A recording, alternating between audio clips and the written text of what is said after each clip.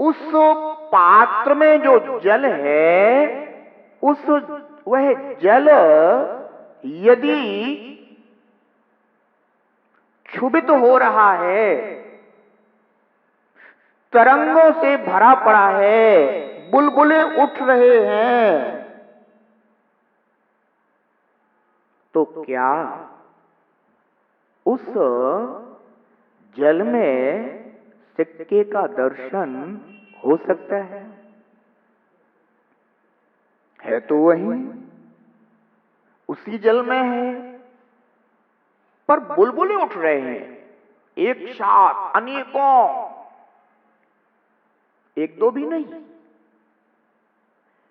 एक साथ अनेकों बुलबुले उठ रहे हो, ऐसे जल में क्या सिक्के का दर्शन हो सकता है? नहीं हो सकता। भोजी, पर तुझे अपने निर्णय का दर्शन तो रहता है ना? हाँ, रहता है ना, अन्यत्र कहीं नहीं है ना? नहीं, बिल्कुल वही है। ध्यान रखो, एक जीव वह है जो अपने स्वरूप का निर्णय करता है, अशरीरी आत्मा का निर्णय करता है, और उस निर्णय का वह बार बार आश्रय करता है। पर ऐसा श्रद्धान होने के बाद भी, ज्ञान होने के बाद भी, आचार्य कहते हैं, जब तक राग द्वेषादि कल्लोलम यन मनोजलम, राग द्वेष आदि तरंगों से मन रूपी जल क्षुभित हो रहा है, चंचलित हो रहा है, तब तक तत्तत्वम नेत्रोजना, तब तक उस आत्म तत्व का दर्शन नहीं हो सकता। इसलिए राग द्वेष आदि तरंगों का शांत होना बहुत जरूरी है। ये उपाय है अशरीरी आत्मा के दर्शन करने का।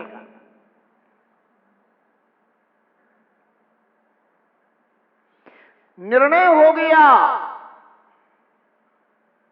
कि यहां जिनेंद्र प्रभु की खड्गासन प्रतिमा है, परंतु बहुत भीड़ है, बहुत भीड़ है। अब श्रद्धान तो है, ज्ञान तो है, पर दर्शन कैसे होगा? जब वो भीड़ हटेगी तभी दर्शन होगा ना।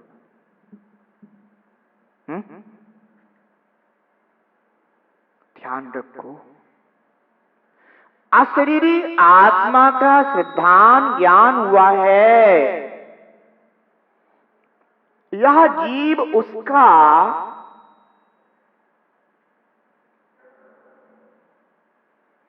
दर्शन तभी कर सकता है जब राग द्वेष का अभाव करे। राग द्वेष को जीतने के लिए भोजी, कम करने के लिए, घटाने के लिए और पूर्ण रूप से जीतने के लिए सबसे पहले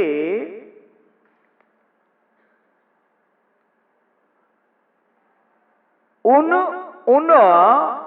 संबंधों का परित्याग करना चाहिए जो संबंध राग द्वेष को उत्पन्न करने वाले हैं।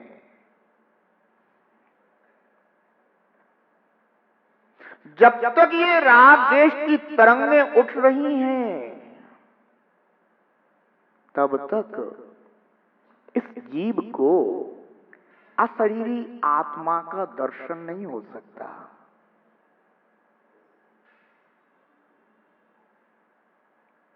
श्रद्धान हुआ है, ज्ञान हुआ है, और श्रद्धान ज्ञान करता हुआ भी अब अपने उस अशरीरी आत्मा का दर्शन करने के लिए अत्यंत उत्सुक हो गया है, लालायित हो गया है।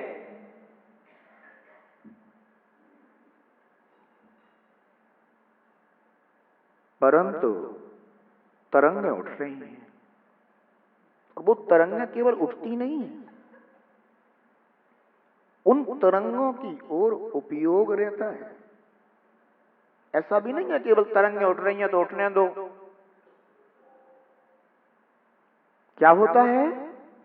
उपयोग होता है, उपयोग जाता है और जीव के अंदर प्रमत्तता बनती है।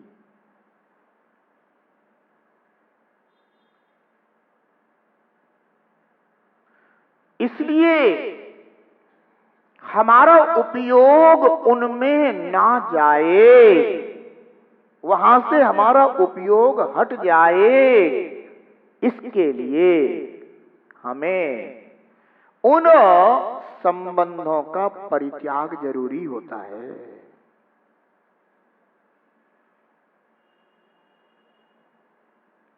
अध्यात्म शास्त्र में सीधे आत्मा के आश्रय की बात कही जाती है, उन कारणों की बात नहीं होती है जो कारण विभावों को उत्पन्न करते हैं। उनके प्रति हे दृष्टि रखना यह आध्यात्म ग्रंथों का उद्देश्य है। परंतु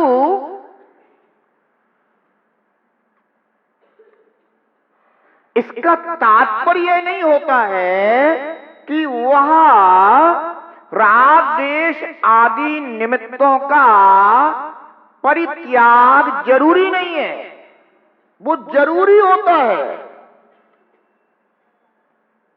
परंतु जो जीव अध्यात्म का आश्रय कर रहा है, उसे तो इन बंध के आश्रयों से दूर हटने का ही मार्ग दिखाया जाता है।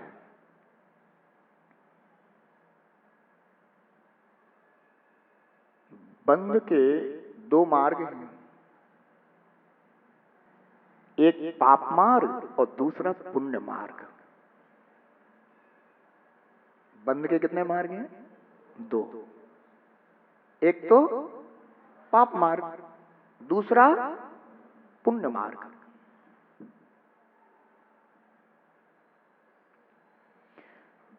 पाप मार्ग तो पाप मार्ग ही है,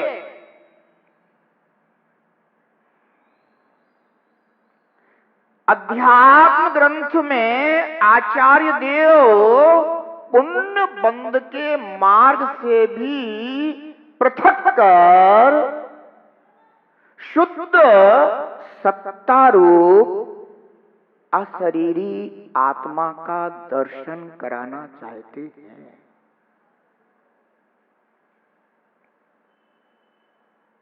इसका अर्थ यह नहीं है कि वह जीव पाप के मार्ग से हटकर जो पुण्य बंध का जो मार्ग है और साथ ही साथ जो पाप मार्ग के का संवर का मार्ग है, उसे स्वीकार नहीं कराते।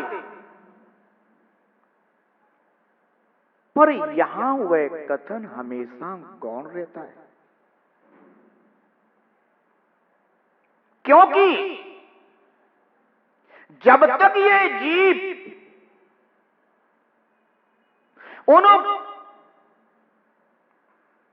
पाप बंध के मार्ग का परित्याग नहीं करेगा, उसका संवर नहीं करेगा और यह श्रावक व्रत, मुनि व्रत रूप पुण्य मार्ग का पाप के संवर मार्ग का आश्रय नहीं करेगा, तब तक यह राग द्वेष की तरंगें मन को चंचलित करती रहेंगी।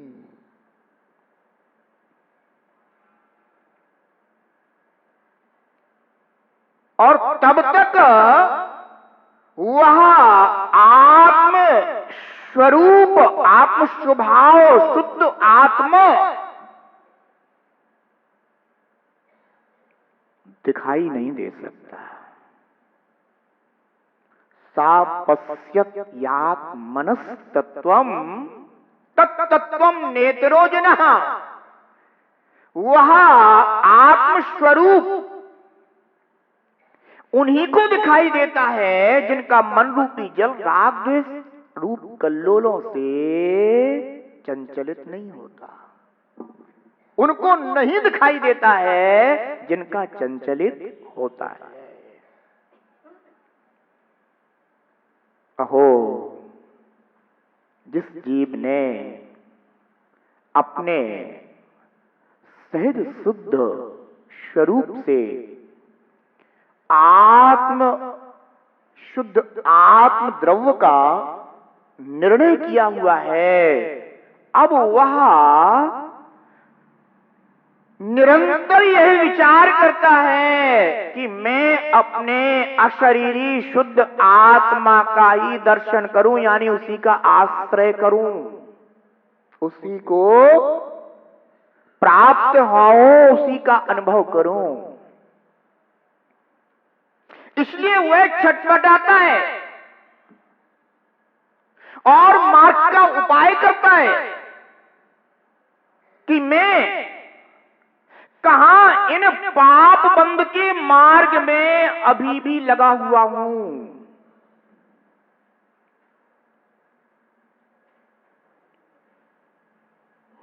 पाप बंध का मार्ग चतुर्थ गुण स्थान तक खुला रहता है।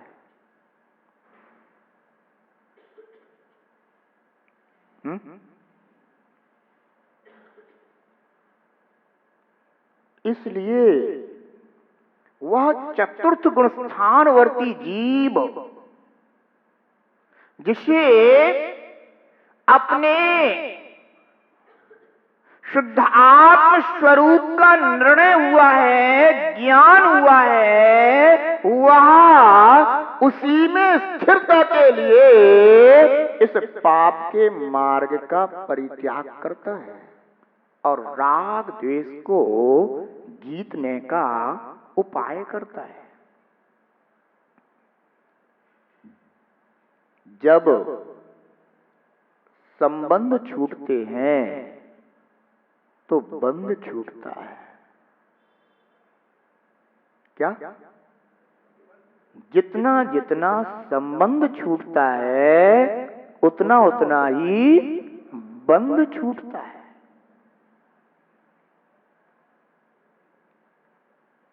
इसीलिए आचार्यों ने जहां सिद्धांत ग्रंथों में बंध का कथन किया है, वहां यह बताया कि इस गुण स्थान में इतनी प्रकृतियों की बंध विच्छित्ति हो जाती है, फिर इस गुण स्थान में जाने पर इतनी प्रकृतियों की बंध विच्छित्ति हो जाती है, क्योंकि जितने जितने संबंध छूटते हैं, गुण स्थान बढ़ते हैं, उतना उतना बंध विच्छेद होता चला जाता है।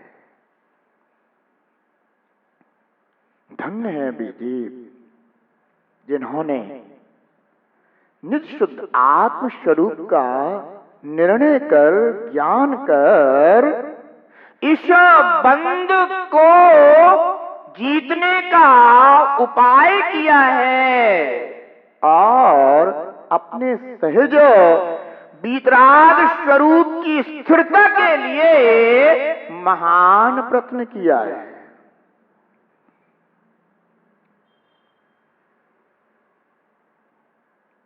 निर्ग्रंथ मुनिराज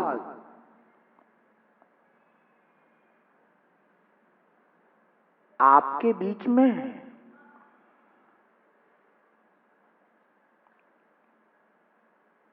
आप भी निर्ग्रंथ मुनिराजों के बीच में हैं, पर आपके संबंध न जाने कितने कितने हैं और वीतरागी मुनिराजों के संबंध केवल अपने स्वरूप में है या विकल्प की दशा में अपने मूल गुणों में है।